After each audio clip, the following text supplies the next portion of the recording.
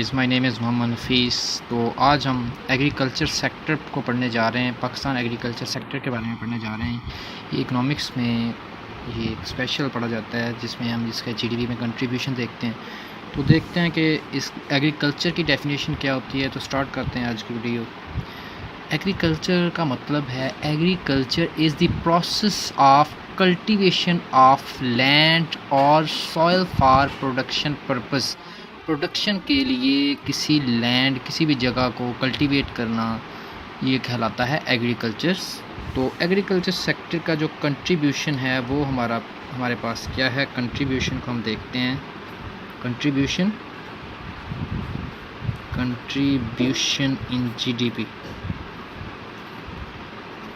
GDP में इसका कितना कंट्रीब्यूट है। तो ये हमारे पास है 18.5% जो है, ये हमारी जीडीपी का टोटल जो है वो एग्रीकल्चर सिस्टम का हिस्सा है।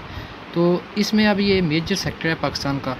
तो एग्रीकल्चर सेक्टर की जो इम्पोर्टेंस क्या है, इम्पोर्टेंस के लिए मैं आपको सिर्फ चंद पॉइंट्स बताऊंगा, बाकी आप लोग खुद भी जानते हैं। तो देखते हैं फर्स्ट ऑफ ऑल में से देखते हैं सोर्स ऑफ एम्प्लॉयमेंट। देखें कि जो एग्रीकल्चर सेक्टर है पाकिस्तान का, ये पाकिस्तान के लिए बहुत ज़रूरी है। ये बहुत से लोगों को जो है वो एम्प्लॉयमेंट का सोर्स प्रोवाइड कर रहा है, बहुत से लोगों को जॉब प्रोवाइड कर रहा है। तो ये बहुत ज़रूरी है किसी भी कंट्री के लिए। तो एग्रीकल्चर सेक्टर का ये बहुत इम्पोर्टेंस है। तो नेक्स्ट देखते हैं इसमें फूड रिक्वायरमेंट जो है वो फुलफ़िल होती है। इसमें क्या फुलफ़िल होती है? Food requirement. जो फूड रिक्वायरमेंट होती है, देखें अब फूड रिक्वायरमेंट में एक बहुत इंपॉर्टेंट चीज़ मैं आपको बताने जाता हूँ। तो पाकिस्तान की जो पॉपुलेशन है वो हर साल यूएनडीपी की रिपोर्ट के मुताबिक, यूएनडीपी की, इसका मतलब है ह्यूमन डेवलपमेंट रिपोर्ट, पॉपुलेशन जो है उसके मुताबिक पाकिस्तान की जो पॉपुलेशन है 2% पर ईयर जो है वो इंक्रीज़ हो रही है। तो देखें अगर इस लिहाज से हमारी पॉपुलेशन जो है वो इंक्रीज़ हो रही है तो फूड की रिक्वायरमेंट को मुकम्मल करना ही बहुत बड़ी बात है अपने मुल्क के लिए। अंडर डेवलप्ड कंट्री है हमारा पाकिस्तान। तो ये इसका बहुत इंपॉर्टेंस है कि पाकिस्तान जो है वो खुद ख्याल रखता है अपनी खुराक में, कुछ चीज़ें में इम्पोर्ट भी करती हैं। तो नेक्स्ट है कंट्रीब्यूशन, देखते हैं इसका। कंट्रीब्यूशन इन जीडीपी, कंट्रीब्यूशन चलो पढ़ लिया जीडीपी का, इसमें हम कंट्रीब्यूशन देख लेते हैं। कंट्रीब्यूशन इन एक्सपोर्ट्स में कंट्रीब्यूशन का है। एक्सपोर्ट्स में कंट्रीब्यूशन ये है कि जो भी देखें टेक्सटाइल इंडस्ट्री है पाकिस्तान की, वो टोटली डिपेंडेंट है। किस चीज़ पे डिपेंडेंट है? वो डिपेंडेंट है इस पर, हमारे एग्रीकल्चर सेक्टर पर। टेक्सटाइल में अब जो कॉटन है, इसके बगैर आप कपड़ा नहीं बना सकते, आप धागा नहीं बना सकते। तो जो हमारा सिस्टम है, जो इंडस्ट्री है वो भी डिपेंडेंट है। तो हमारी जो भी एक्सपोर्ट्स होती हैं वो ज़्यादा टेक्सटाइल से हैं। टेक्सटाइल जो इंडिपेंडेंट है डायरेक्टली इस पर एग्रीकल्चर सेक्टर पर। तो इसी तरह ये जो है हमारी एक्सपोर्ट्स को भी काफ़ी इसमें कंट्रीब्यूशन है। तो नेक्स्ट देखते हैं कौन सी पाकिस्तान के एग्रीकल्चर सेक्टर को प्रॉब्लम्स हैं। प्रॉब्लम्स हम देखते हैं, प्रॉब्लम्स को देख लेते हैं। प्रॉब्लम्स बहुत सारी हैं और उनके सलूशन भी देख लेते हैं। साथ ही मैं आपको उसका सलूशन भी बता दूंगा अगर पॉसिबल हुआ, नहीं तो मैं आपको बाद में बता। प्रॉब्लम देखते हैं पहले हमारे पाकिस्तान में प्रॉब्लम। तो देखें कि पाकिस्तान में पानी जो है ये मुकम्मल नहीं है, शॉर्टेज ऑफ वाटर है।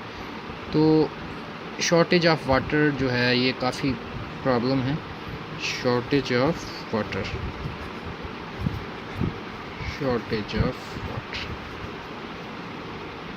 तो पाकिस्तान एग्रीकल्चर सेक्टर की बड़ी प्रॉब्लम में से ये भी है कि पाकिस्तान में शॉर्टेज ऑफ वाटर है, पानी की कमी है, जिसकी वजह से बहुत सारी हमारी जो फसलें हैं वो बर्बाद हो चुकी हैं। बहुत सारी ज़मीन जो हमारी वो कल्टीवेशन के लिए नहीं रही, कल्टीवेटेड नहीं रही। तो इस तरह नेक्स्ट प्रॉब्लम जो है वो लैक ऑफ एजुकेशन है। Lack of education and technical knowledge. Lack of education and technical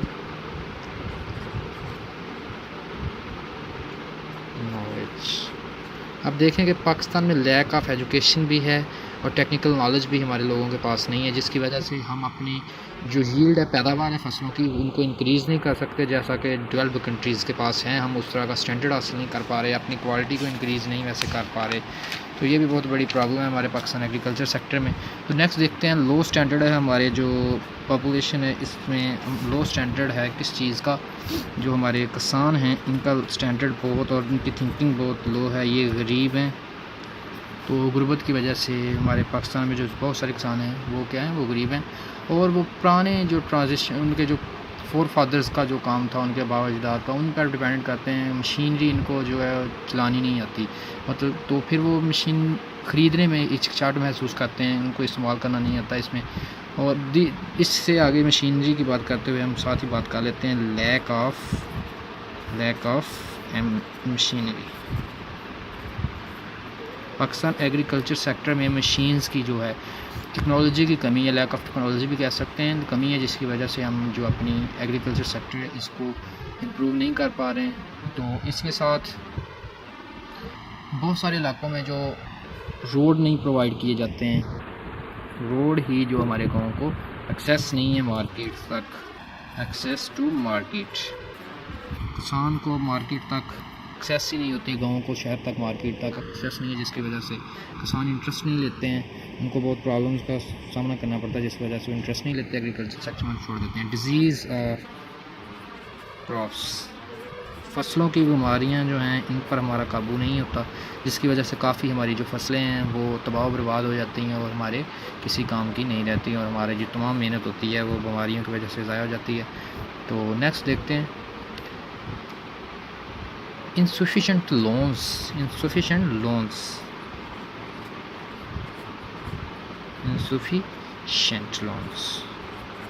इसका क्या मतलब है कि जो लोन्स हमारे बैंक प्रोवाइड करते हैं किसानों को, इस कदर नहीं है, इतने नहीं है कि वो उनकी जो ज़रूरियात को है वो मुकम्मल कर सकते हैं। तो ये बहुत बड़ी प्रॉब्लम है पाकिस्तान में कि एग्रीकल्चर क्रेडिट नहीं प्रोवाइड किया जाता है किसानों को। इसी तरह बहुत सारी और भी प्रॉब्लम्स हैं, जिसमें आ जाता है हमारे पास फर्टिलिटी ऑफ सॉइल जो है, वो आप खुद लिखें। फर्टिलिटी ऑफ सॉइल जो है मतलब कि हमारी जो ज़मीन की ज़रख़ेज़ी है वो भी कम होती जा रही है, हम फर्टिलाइज़र्स का इस्तेमाल नहीं करते हैं। वाटर लॉगिंग है हमारे पाकिस्तान में, वाटर लॉगिंग काफ़ी मेन प्रॉब्लम है, इसको लिख लेते हैं, वाटर लॉगिंग एंड सैलिनिटी।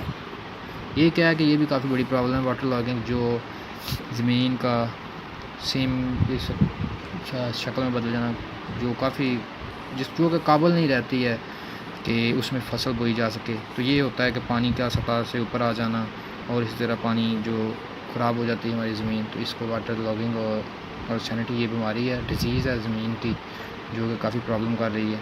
तो नेक्स्ट इसका सलूशन जो है वो इसी में से हम देख लेते हैं, इनमें से ही इनको हम सलूशन में चेंज कर लेते हैं, ताकि हमारी वीडियो का टाइम जो है शॉर्ट रहे और आपको शॉर्टेज ऑफ वाटर को ख़त्म किया जाए, तो हमारा जो है वो एक मसला ख़त्म हो जाता है कि जो नहरी निज़ाम है, एग्रीगेशन सिस्टम है, इसको अच्छा किया जाए ताकि पानी जो है वो तमाम फसलों तक प्रोवाइड हो सके।